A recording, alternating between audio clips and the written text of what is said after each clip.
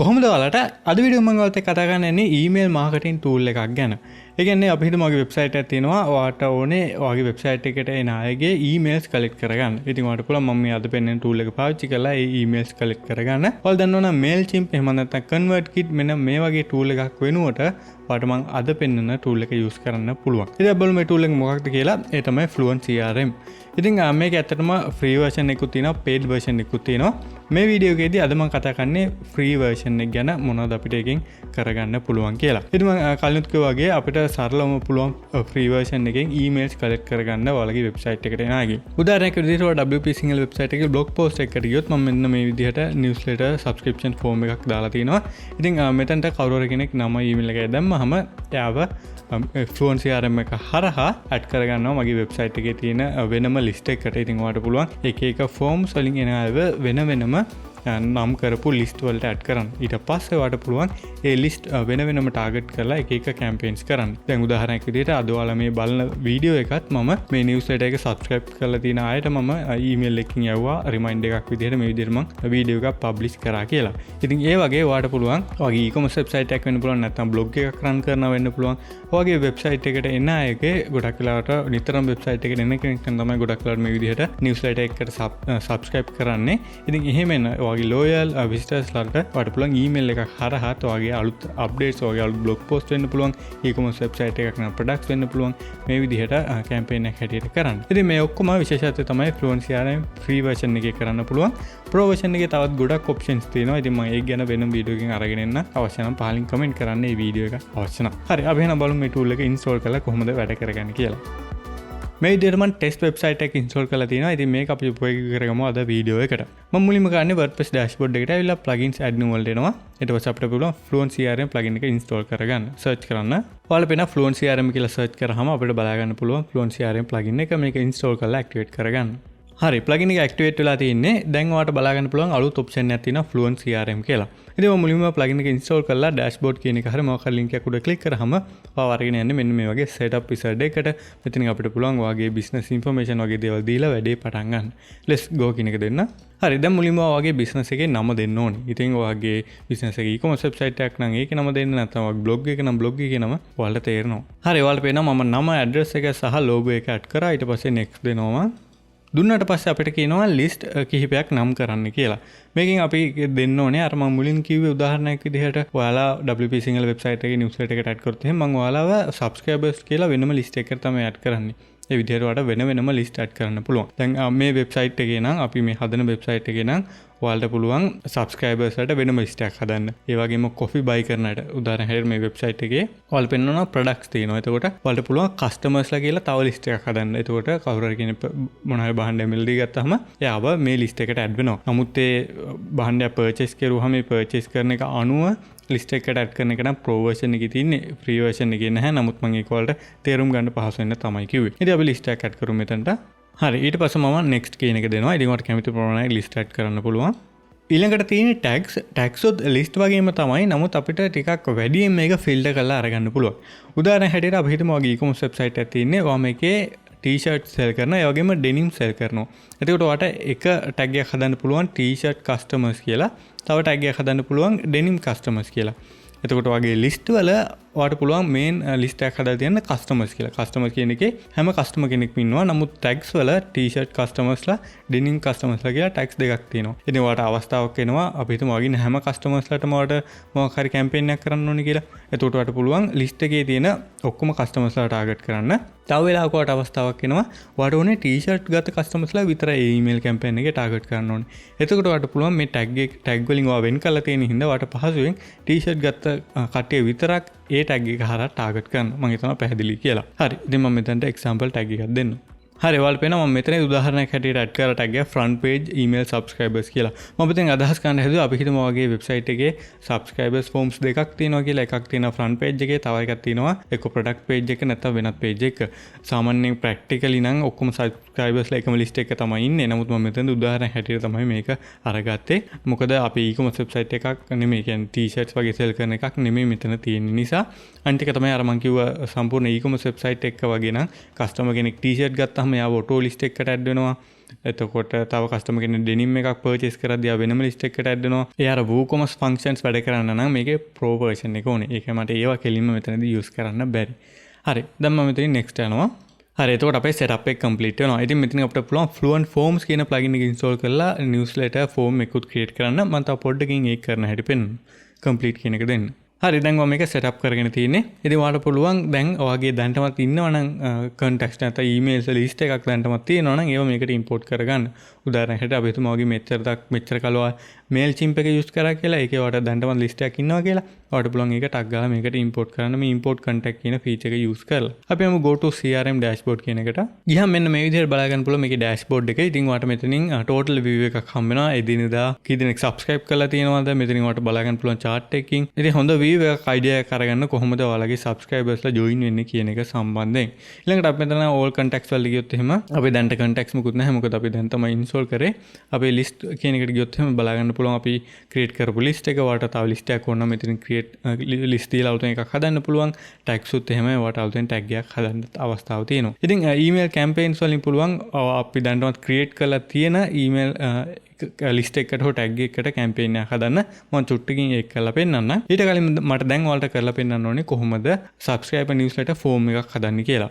නැත්නම් මෙන්න මේ වගේ මම හදලා තියෙනවා වගේ customers ලගෙන් නැත්නම් වගේ website එකේ නෙල් visitors ලගේ email collect කරගන්න විදිහේ form එකක් හදන්න කියලා මම tag ගාලා පෙන්නන්නම්. හරි. ඉතින් මෙතනින් active fluent forms කියන එක උඩ click කරන්න. ඔයාලට නැත්නම් පුළුවන් manually plugins වලට ගිහලා fluent forms plugin එක fluent forms කියන්නේ මේ FluentCRM එක හදන අයම build කරන form plugin එකක්. ඔයාලට ඕන පුළුවන් ඒක install කරගන්න. දැන් අපි ඇත්තටම මේක තමයි කරේ. දැන් මම plugins install plugins වලට ගියොත් එහෙම ඔයාලට වෙනවා Fluent Forms කියලා අලුතෙන් plugin එකක් install වෙලා තියෙනවා. එතන option එක මෙතනිනුත් ඔයාලට බලා ගන්න පුළුවන්. හරි අපි ආයමු FluentCRM එකට. හරි මේ විදිහේ newsletter form එකක් සාමාන්‍යයෙන් එන්නේ මෙන්න මේ වගේ option තුනකින්. එකක නම එකක කෙලින්ම email එක අහනවා. තව තැනක ඔයාලට අහන්න පුළුවන් email එකයි නමයි. තව විස්තර කිහිපයක් වුණා මේ වගේ form එකකට යන්න පුළුවන්. ඉතින් මගේ නමම නමයි email එකයි දෙකම අහනවා. මෙතනදී මම උදාහරණයකට මෙන්න මේ simple form එක අරගන්නවා. හරි මම මේ විදිහට form එක උඩ click කරාම අපිට කියනවා නමක් දෙන්න කියලා. මම හිතනවා ඔයාලට පැහැදිලි කියලා අපි දැන් කරන්නේ මෙන්න මේ වගේ customers ලගෙන් emails collect කරගන්න form එකක් හදාගන්න එක. හරි create new ඊට පස්සේ මම මේක select කරනවා. ඊට පස්සේ මේ form එකට නමක් දෙන්න ඕනේ. ඉතින් ඔයාලට හඳුනා ගන්න පහසු වෙන්න මම දෙනවා email subscriber form කියලා. හරි ඊට පස්සේ අහනවා මේ form එකට කවුරු හරි කෙනෙක් subscribe කරොත් එහෙම එයාලා මොන list එකකටද add වෙන්න ඕනේ කියලා. ඉතින් අපි add කරන්නේ subscribers list කියලා. ඒකට තමයි add වෙන්න ඕනේ. අපි tag එකකුත් දෙන්න ඕනේ. අපි tag එකක් create කරා මේ විදිහට email subscribers කියලා මම ඒකත් select කරනවා. ඊළඟට තියෙනවා enable double opt-in confirmation කියලා option එකක්. ඉතින් මේක ඔයා enable කරලා තිබ්බොත් නැත්නම් මේක tick කරලා තිබ්බොත් එහෙම වෙන්නේ මම උදාහරණයකින් කිව්වොත් එහෙම දැන් ඔයාලා මෙතන ඔයාගේ නම email එක දාලා subscribe කරොත් එහෙම ඔයාගේ email එකට යනවා confirmation email එකක්. ඒක ඔයා click කරාම confirm කරලා click කරාම තමයි ඔයාව list එකට add වෙන්නේ. නැත්නම් ඔයාට ඔයාව list එකට add වෙන්නේ නැහැ. ඉතින් ඒක තියෙන එකේ හොඳකම තමයි කවුරු හරි කෙනෙක් වැරදියට email එකක් දැම්මොත් එහෙම ඒක නාව add වෙන්නේ නැහැ list එකට. මොකද වැරදි නම් එයාට inbox එකට email එකක් යන්නේ නැහැනේ. ඉතින් තියෙන අවාසිය තමයි සමහරලාට කවුරු හරි කෙනෙක් මෙතන නම email එකක් දාලා subscribe දීලා inbox එකට ගිහිල්ලා confirm කරන තරම් කැමති නැති වෙන්න පුළුවන්. ඉතින් ඒක අවාසියක්. නමුත් වර්තමානයේ යුරෝප් වල වගේ නම් ඒ විදිහට double opt-in තියෙන එක අනිවාර්යයි නීතිමය වශයෙන් උත්. ඉතින් ලංකාවේ නම් එහෙම දෙයක් නැහැ. ඉතින් මම කොහොමවත් double opt-in තියලා තියෙනවා. හරි ඊට පස්සේ create form කියන එකට click කරන්න. හරි දැන් අපේ form එක create වෙලා තියෙන්නේ. ඔයාලට පුළුවන් මෙන්න මේ short code එක අරගෙන ඔයාගේ website එකේ ඕන තැනක මේක embed කරන්න. එතකොට form එක display වෙනවා. ඉතින් අපි ඒක කරන හැටි දැන් බලමු. දැන් අපේ form එක හරි. දැන් මේ form එක අපි website එකේ දැන් මෙතන මම display කරලා තියෙනවා වගේ අපේ මේ website එකේ කොයි හරි display කරන්න ඕනේ. starter template එකේ පහළ යාලා මෙන්න මේ විදිහට email template එකක් එවලා තියෙනවා. ඉතින් අපි ඒක අයින් කරලා අපි දැන් create කරපු එක දාමු. මම මෙතන edit page කියන එකට යනවා. ඉතින් ඔයාලා use කරන element වෙන්න පුළුවන් ඕනම page builder එකක් වෙන්න පුළුවන්. අර short code එක දැම්ම නම් හරි. හරි. මම මෙතනින් මේක delete කරනවා. හරි. මම form එක delete කරලා අපේ Fluent form එකේ form එක මෙතනට add කරන්න යන්නේ. මෙන්න මේ විදිහට Fluent forms කියලා අපිට බලා ගන්න පුළුවන් block widget එකක් තියෙනවා. ඉතින් එහෙම නැත්නම් ඔයාලට කෙලින්ම short code එක උනත් use කරන්න පුළුවන්. මේකනේ subscription form කියලා තියෙන එකයි contact form demo කියන එකයි අපි Fluent Forms plugin එක install කරද්දී යාලා example එකක් හැටියට එවන එකක්. ඒකයි ඒ දෙක තියෙන්නේ. ඉතින් ඔයාලට අවශ්‍ය නම් පුළුවන් මෙතන Fluent Forms all forms වලට ඇවිල්ලා ඒ sample forms දෙක delete කරලා දාන්න. මෙතෙන් delete කියලා දුන්නාම delete වෙනවා. හරි මෙතන මම සිලෙක්ට් කරනවා අපේ අදාළ ෆෝම් එක. ඊට පස්සේ මම අප්ඩේට් දෙනවා. දැන් අපි view කරලා බලමු. හරි ඔයාලට පේනවා අපේ ෆෝම් එක ඇඩ් වෙලා තියෙනවා. ඉතින් මේ ෆෝම් එකේ මේ subscribe කියන එකේ නිල් පාට තියෙන්නේ. නමුත් ඒක අපේ branding එකත් එක්ක match වෙන්නේ නැහැ. ඉතින් ඒව වෙනස් කරන ඒවා එහෙම මම මෙතෙන්දි කතා කරන්නේ නැහැ. ඒවා අපිට පුළුවන් මෙන්න මේ අදාළ ෆෝම් settings වල ගිහලා වෙනස් කරගන්න. මම මේ Fluent Form free version එක ගැන වෙනම වීඩියෝ එකක් කොහොමවත් අරගෙන එන්න. ඒකට වලට තව ලීසි වෙයි. හරි ඉතින් දැන් කස්ටමර් කෙනෙක්ට පුළුවන් ඇවිල්ලා මේ email එක මෙතනට දීලා කස්ටමර් කෙනෙක්ට නෙමෙයි අතන විසිර කෙනෙක්ට පුළුවන් email එක මෙතනට දීලා ඔයාගේ වෙබ්සයිට් එකේ ඔයාගේ email list එකට subscribe කරන්න. ඔයාලා එක හරිම ලීසියෙන් අපිට මේක කරන්න පුළුවන් මේ plugin එක පාවිච්චි කරලා. මම අතන මේක ටෙස්ට් කරලා පෙන්නන්නම්. ඒ වගේම තමයි ඔයා මේ විදිහට විශේෂයෙන් email subscriber form එකක් add කරනවා නම් ඇත්තටම එහෙම කරේ නැතත් කොහොමද ඔයාලට WordPress website එකක් තියෙනවා නම් ඔයාගේ website එකේ හරියට emails යවන විදිහට හදාගන්න එක ගොඩක් වැදගත් වෙනවා. ඉතින් අනිවාර්යෙන් මෙන්න මේ වීඩියෝ එක මුලින් බලලා SMTP එක setup කරගන්න. ඊට පස්සේ ඔයා මේක කරන්න. එතකොට තමයි ඔයාගේ website එකේ හරියට email send වෙන්නේ.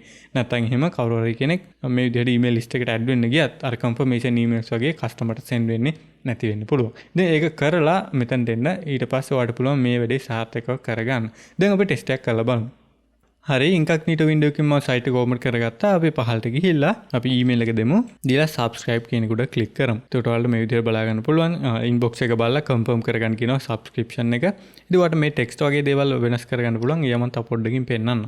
හරි ඔයාලට පේනවා අපි දාපු ඊමේල් ඉන්බොක්ස් එකට ආවහම මේ විදිහට confirmation ඊමේල් එක ඇවිල්ලා තියෙනවා.